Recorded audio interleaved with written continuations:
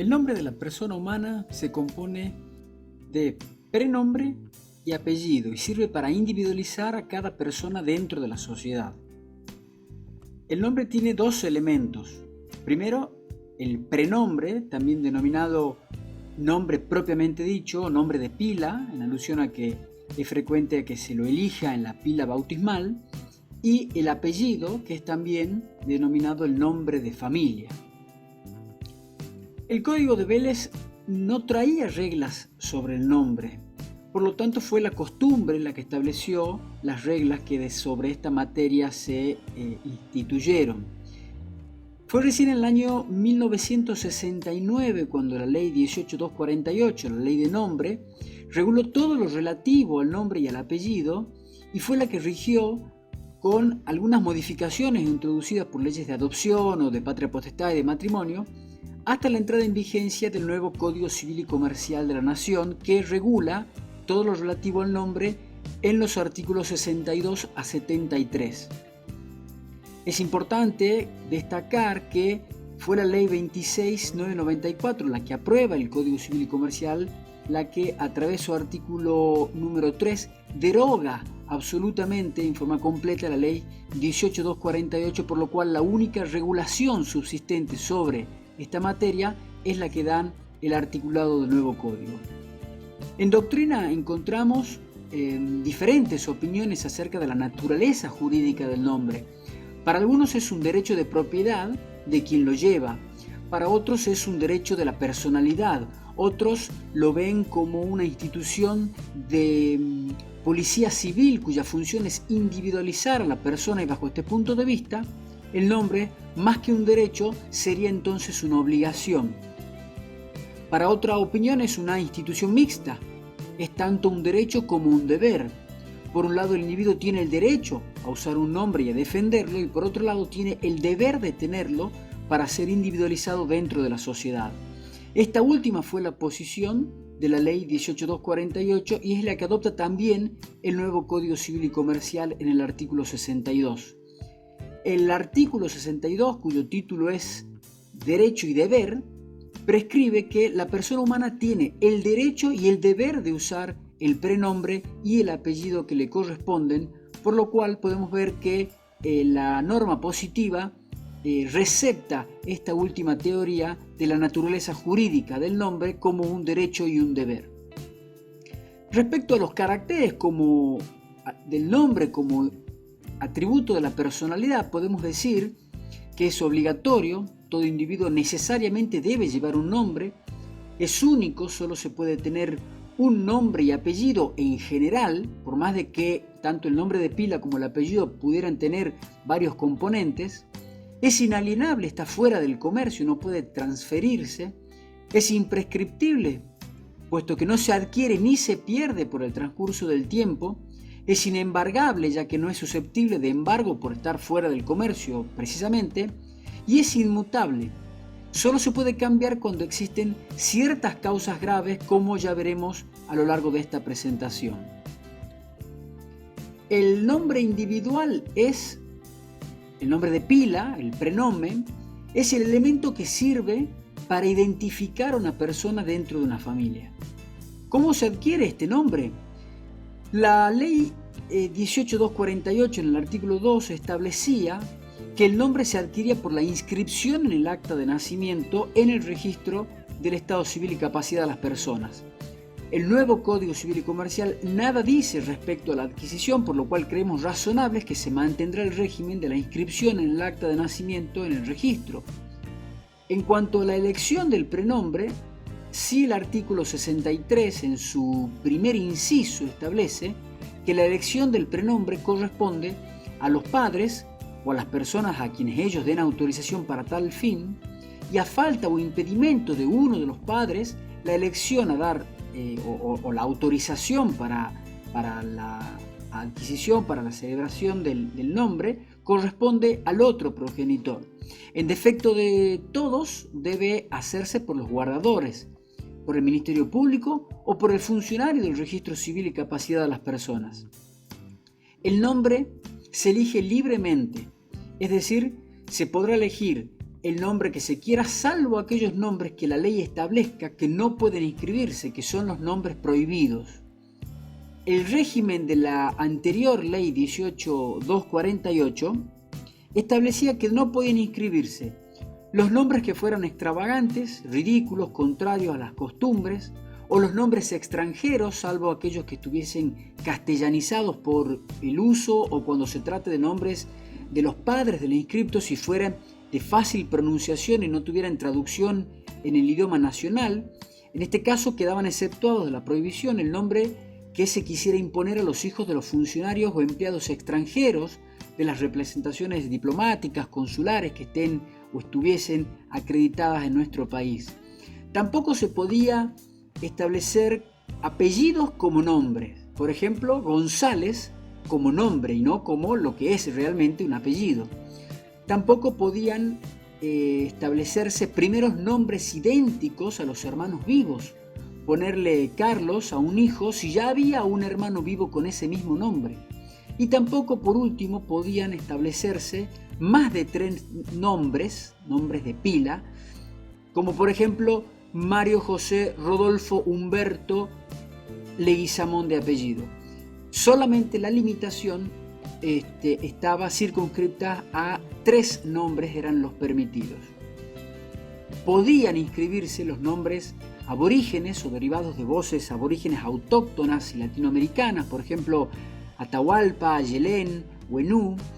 Los nombres extranjeros, en principio, estaban prohibidos, salvo que estuvieran castellanizados por el uso o cuando se tratara de nombres de, como dijimos, los padres del inscripto, fuesen de fácil pronunciación y no tuvieran una traducción en el idioma nacional, por ejemplo, Kevin, Brian. La prohibición no regía, como dijimos, para los hijos de funcionarios extranjeros que estuvieran residiendo en nuestro país. Pero luego se sancionó el nuevo Código Civil y Comercial y cambió el régimen. El nuevo Código Civil regula lo relativo al nombre en el libro primero, que es la parte general del código, en el título primero destinado a persona humana, en el capítulo 4 que específicamente trata de nombre. En general se siguen los lineamientos de la ley anterior, la ley 18.248, pero se actualiza el sistema, el régimen, con modificaciones que ajustan la regulación a una serie de principios constitucionales que priorizan el derecho a la identidad, a la autonomía de la voluntad y a la igualdad. Así también el respeto por las minorías hace que se permita poner nombres indígenas en el nuevo sistema. También se introducen modificaciones sustanciales en el apellido de las personas casadas, permitiendo a cualquiera de los dos cónyuges tomar el apellido del otro, acompañado o no de la preposición de. Se receta entonces el llamado apellido de familia con la limitación de que todos los hijos deben llevar el mismo apellido. En cuanto a las prohibiciones, conforme lo establece el artículo 63 en su segundo inciso, no van a poder inscribirse, no pueden elegirse como nombres válidos más de 3 prenombres. Esto es una continuación de la prohibición de la regla que establecía la anterior legislación. Tampoco podrán inscribirse apellidos como nombres, ni tampoco primeros prenombres idénticos a los primeros prenombres de hermanos vivos. Aquí cambia un poco la regla. Tampoco podrán seleccionarse prenombres extravagantes, dice el código. Por extravagantes debemos entender aquellos nombres que puedan provocar rechazo, risa, burla o que puedan dañar al honor de la persona que lo lleva. Se admite expresamente poner nombres aborígenes o derivados de voces aborígenes autóctonas latinoamericanas, por ejemplo, Tupac. Y como dijimos, esta nueva permisión tiene su fundamento en el respeto a las minorías y a los pueblos originarios. El nuevo Código Civil y Comercial ha eliminado varias prohibiciones que existían en la Ley 18.248, como ser el caso de los nombres contrarios a nuestras costumbres o que expresaran tendencias políticas o ideológicas o que suscitaran equívoco respecto del sexo de la persona a quien se impone. Esto por cuanto, como ya lo veremos, hay nuevas reglas respecto al nombre en atención a las nuevas reglas de las leyes de identidad de género. También se eliminó la prohibición de poner nombres extranjeros. En cuanto al apellido, también denominado nombre patronímico o nombre de familia, diremos que este sirve para individualizar al grupo familiar de la persona. El apellido se transmite de padres a hijos y hay distintos casos de adquisición. La adquisición del apellido puede ser, primero, originaria, cuando el apellido se adquiere en virtud de la filiación, por ejemplo, la que adquiere el hijo, sea matrimonial o extramatrimonial. Y el segundo modo de adquisición es la derivada, cuando el apellido se adquiere a raíz del cambio de estado civil, por ejemplo, la persona que al casarse agrega su apellido al de su cónyuge. Los casos de adquisición originaria son entonces el de los hijos extramatrimoniales. Los hijos extramatrimoniales están regulados, el supuesto de adquisición originaria del nombre de los hijos extramatrimoniales está regulado en el artículo 64, en el último párrafo, que establece que el hijo extramatrimonial, con un solo vínculo filial, lleva el apellido de ese progenitor.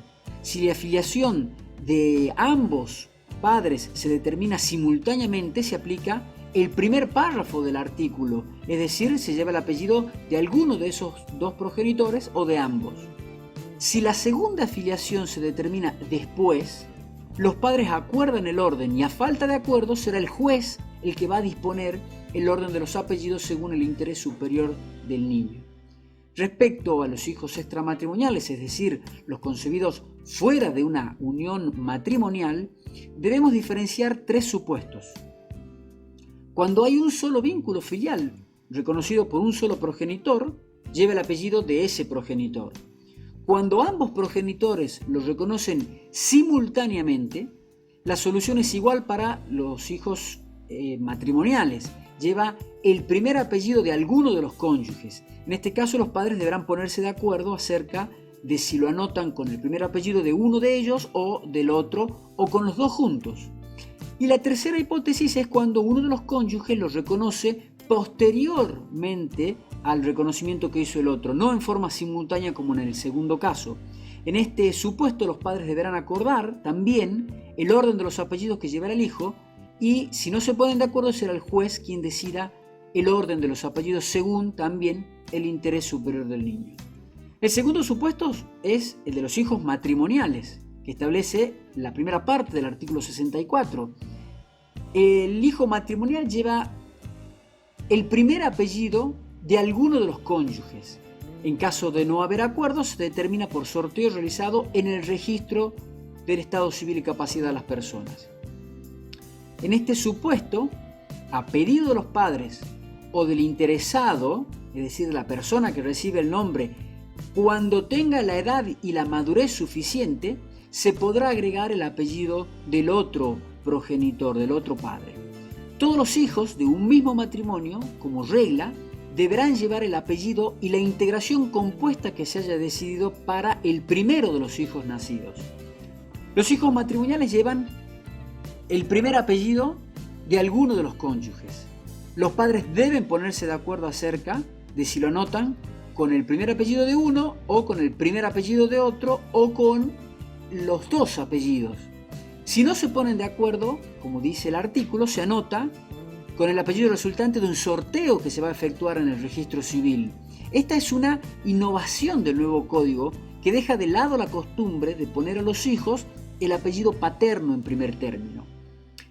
Y el código establece también que a pedido de los padres o del interesado, cuando tenga la edad y la madurez suficiente, se podrá agregar el apellido del otro progenitor. Tratándose de los menores cuando hagan el pedido, por supuesto deberá acreditarse de que goza de la madurez suficiente para tomar esa decisión que después no podrá ser retractada a lo largo de toda su vida. Elegido un apellido por parte de los padres, todos los hijos de ese matrimonio deberán llevar el mismo apellido, ya sea simple o compuesto, y deberá respetarse el mismo que se le haya puesto al primero de los hijos. Ahora, hay una tercera hipótesis, la de los hijos no reconocidos por ninguno de sus padres. En esta hipótesis, conocida como filiación desconocida, es regulada en el artículo 65 del Código, que establece que la persona menor de edad sin filiación determinada debe ser anotada por el oficial del registro civil y capacidad de las personas con el apellido que esté usando o en su defecto con un apellido común. ¿Qué significa un apellido común? Será García, González, Fernández. Hay un caso especial regulado en el artículo 66 que contempla la situación de aquella persona que carece de un apellido inscripto. Por ejemplo, se hizo mal en la inscripción en la partida de nacimiento y tiene la edad y el grado de madurez suficiente.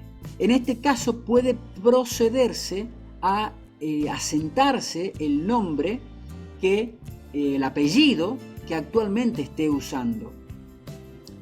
La cuarta hipótesis, tenemos la de hijo extramatrimonial, hijo matrimonial, tenemos el caso de la filiación desconocida y la cuarta hipótesis es la del hijo adoptivo.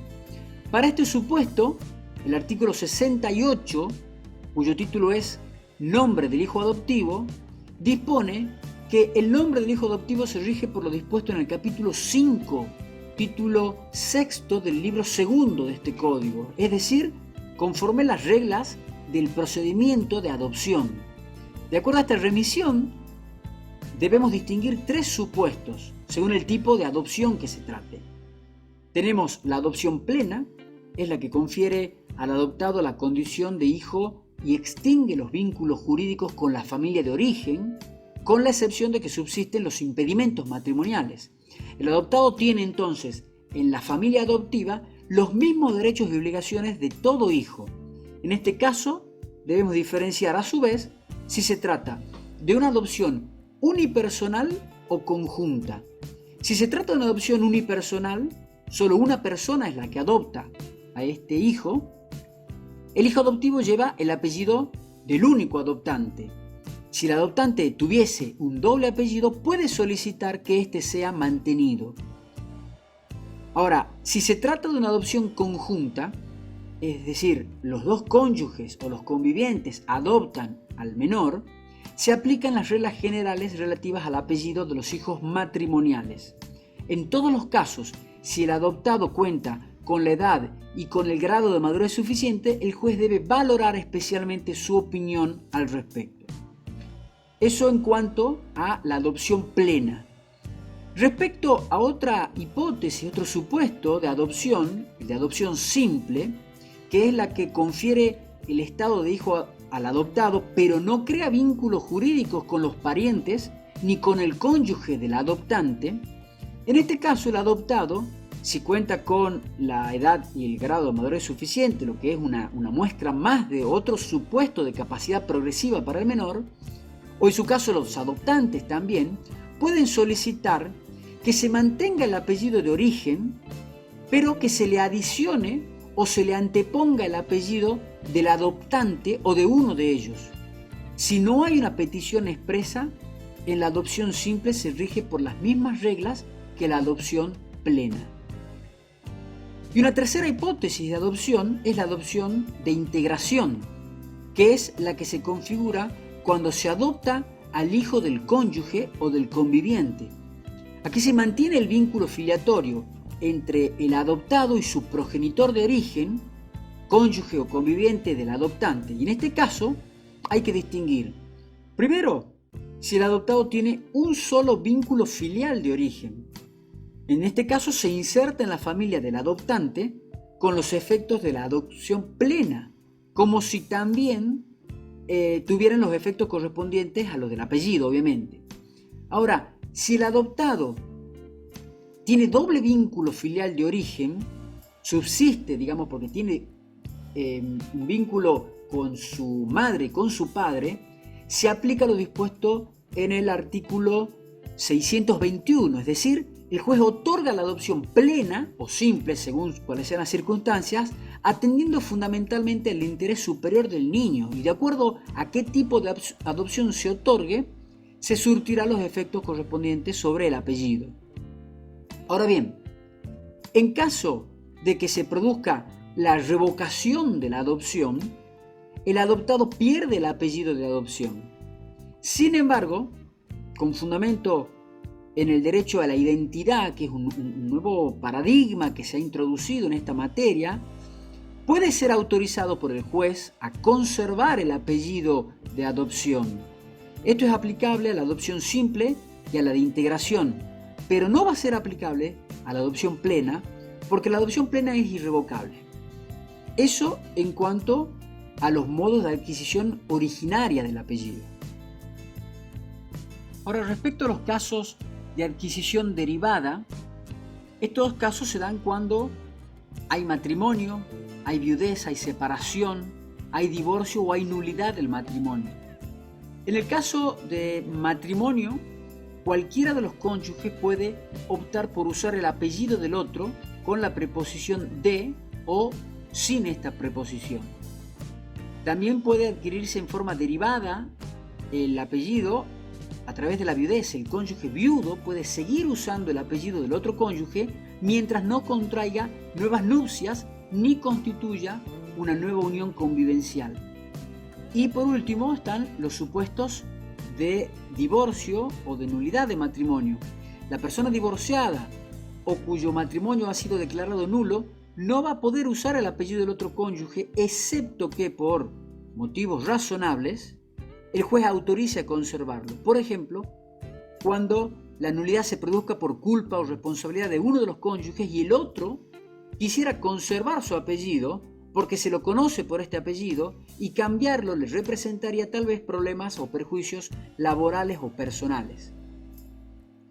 En cuanto al cambio de nombre o de apellido, el principio general, la regla, es la inmutabilidad, pero existen excepciones. En efecto, uno de los caracteres del nombre es su inmutabilidad. Una vez inscripto, ya no puede cambiarse. ¿Por qué sucede esto? ¿Por qué el principio de inmutabilidad?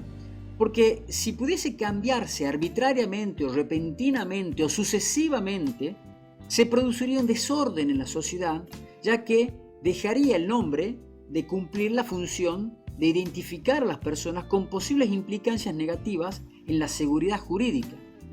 Por excepción, se pueden cambiar o modificar si el juez lo autoriza y si a criterio de el juez, median justos motivos. Será juez competente para autorizar o para entender en los pedidos, en las solicitudes de cambio de nombre, el del lugar en el que se encuentra la inscripción original que pretende cambiarse, rectificarse o modificarse, o, en su caso, el juez del domicilio del interesado. El último párrafo del artículo 69 habla de los justos motivos para el cambio, que en general tienen que ser causas serias, y queda a criterio judicial si el motivo es o no es justo. Este artículo enumera diversos justos motivos, pero esta enumeración no podemos decir que sea taxativa, ya que la norma expresamente dice entre otros. Dice, se considerará justo motivo, de acuerdo a las particularidades del caso, entre otros, a. el seudónimo, cuando hubiese adquirido notoriedad. B. la raigambre cultural, étnica o religiosa. C. la afectación de la personalidad de la persona interesada, cualquiera sea la causa, siempre que se encuentre debidamente acreditada. Esto en cuanto a los justos motivos que deben ser justificados, fundamentados ante el juez para producir el cambio o la modificación del nombre. Ahora, el mismo artículo establece que se consideran justos motivos, pero que no requieren intervención judicial, el cambio de prenombre por razón de identidad de género y el cambio de prenombre y apellido por haber sido víctima de desaparición forzada, apropiación ilegal o alteración o supresión del estado civil o de la identidad. La parte final del artículo 69 menciona algunos justos motivos que no requieren ningún tipo de intervención judicial, que se explica en los cambios por razón de identidad de género por la vigencia de la ley 26743, que en estos casos se autoriza a realizar a las personas los trámites para solicitar el cambio de nombre de pila y la modificación registral de su sexo cuando no coincidan con la identidad de género que el sujeto autopercibe y, como dijimos, el cambio por haber sido víctima de desaparición forzada o por apropiación ilegal o alteración o supresión de lo que es el estado civil o la identidad. En estos supuestos, creemos que efectivamente para hacer el cambio, si bien no será necesaria la autorización judicial, sí será necesario e indispensable por lo menos presentar documentación que acredite haber sido víctima de estos delitos para que el funcionario del registro civil proceda a la mutación registral. Ahora bien, ¿cómo es el proceso por medio del cual se realizan estos cambios? Todos los cambios de prenombre o de apellido deben tramitarse por un proceso judicial que sea el más abreviado que prevea la ley local. En nuestra provincia sería el proceso sumarísimo y deberá darse intervención al Ministerio Público. El pedido debe realizarse ante un juez y el juez debe ordenar la publicación en un diario oficial una vez por mes en el lapso de 2 meses. Las personas que crean que podrían llegar a ser o a estar afectados por el dicho trámite, por el cambio, pueden formular la oposición a esta solicitud dentro de los 15 días hábiles, contados desde la última publicación de los edictos. Debe requerirse toda información sobre las medidas precautorias que existan respecto al interesado para que esta no sea una maniobra tendiente a burlar alguna prohibición, alguna interdicción, alguna medida cautelar. La sentencia que ordene el cambio del nombre va a ser oponible a los terceros desde su inscripción en el registro del Estado Civil y Capacidad de las personas y como consecuencia de ello, de ese cambio, deberán rectificarse todas las partidas, los títulos, los asientos registrales que sean necesarios. Ahora, si el nombre es un derecho de la persona, no solo un deber de utilizarlo, sino un derecho para identificarse, tenemos también una veta jurídica que protege al nombre como identificación o como nomenclatura individual de la persona. El nombre recibe entonces la protección jurídica mediante 3 acciones judiciales. Primero, la acción de reclamación de nombre. Esto está en el artículo 71. La acción de reclamación de nombre tiene lugar cuando a alguien se le desconoce el nombre que lleva o se le niega el derecho a usarlo. Por ejemplo, en una nota periodística, alguien niega a otro el derecho a llevar determinado nombre. La persona que es negada o a quien se le niega el uso de esa identificación tiene acción judicial para reclamar esa prohibición, esa negativa o ese avallazamiento a su derecho a la intimidad que consiste en la denominación única y particular a través del nombre y el apellido. La segunda acción para proteger el nombre como atributo de la personalidad es la acción de usurpación del nombre. Esto tiene lugar cuando alguien usa el nombre y el apellido o el seudónimo de otra persona sin tener derecho a ello. Es como una suerte de suplantación de persona a través del uso de su nombre. Quien se vea afectado puede realizar la acción judicial para que el juez ordene a que cese ese uso indebido del nombre que no le corresponde al autor de esa acción. Y como tercera acción medida de protección, tenemos la de defensa del buen nombre.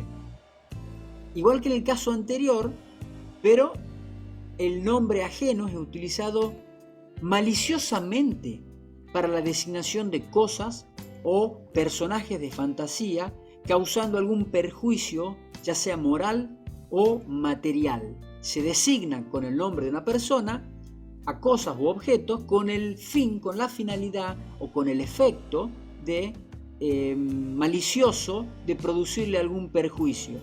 El objeto de estas 3 acciones será, según el caso, que se reconozca el nombre o que cese el uso indebido del mismo y que además, en la última de las hipótesis, se reparen los daños y perjuicios que hubieran sido ocasionados al titular del nombre. El juez podrá en estos casos disponer la publicación de la sentencia para dar publicidad, la debida publicidad a lo sucedido. Todas las demandas, las acciones judiciales que tengan como finalidad la protección del nombre podrán ser promovidas exclusivamente por el interesado. Si ha fallecido, por sus descendientes, por su cónyuge o por su conviviente, y a falta de estos, ahí comenzará la legitimación a corresponderle a los ascendientes o a los hermanos. Dos temas quedarían tratar sobre lo que es la materia de nombre, que son sobrenombre y seudónimo. El sobrenombre o el apodo es la designación con la cual se conoce a una persona dentro de un círculo íntimo, dentro de su familia, dentro de sus amistades íntimas.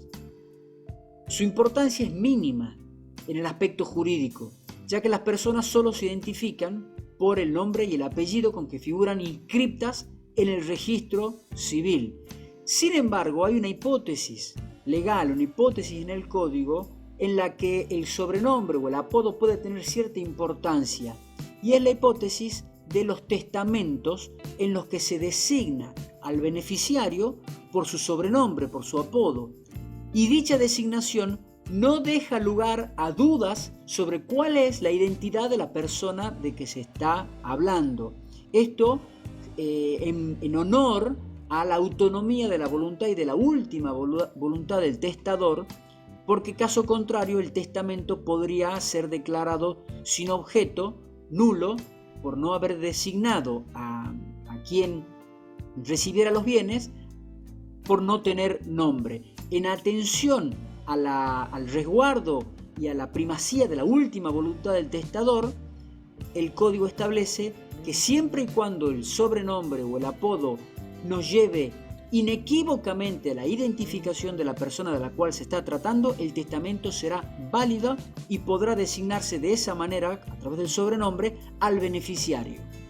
Distinto es el caso del seudónimo, que es la designación que una persona elige para realizar determinada actividad que generalmente tiene que ver con el plano artístico, literario. Por ejemplo, hay seudónimos muy conocidos como Nick o como Quino. Etimológicamente, seudónimo significa nombre falso. El seudónimo se adquiere, para algunos, por la simple elección, para otros por la elección y un largo periodo de uso. Pero en general, es suficiente que la persona que se lo atribuye hubiera adquirido con él alguna notoriedad. Esa es la postura del nuevo Código Civil y Comercial, que en el artículo 72 establece que el seudónimo notorio goza de la tutela del nombre.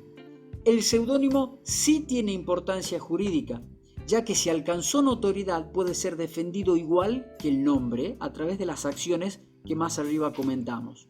Ahora, también tiene importancia porque la Ley de Propiedad Intelectual, la Ley 11723, en su artículo 3, protege los derechos de los que tuvieran obras registradas bajo seudónimo y establece que podrán registrarlos a los seudónimos adquiriendo la propiedad de los mismos.